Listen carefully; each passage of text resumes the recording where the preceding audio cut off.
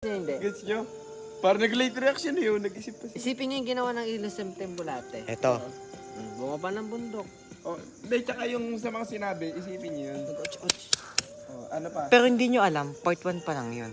Yan, may part May 2. May part 2. Nasa'yo? Alam niyo na yung kwento ng tae? Tayo naman.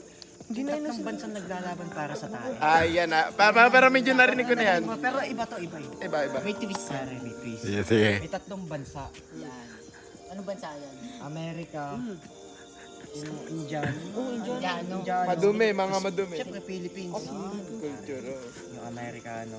Ipadala yun, pare. Siyempre, dun mo malalaman kung talagang patagalan yun, patagalan.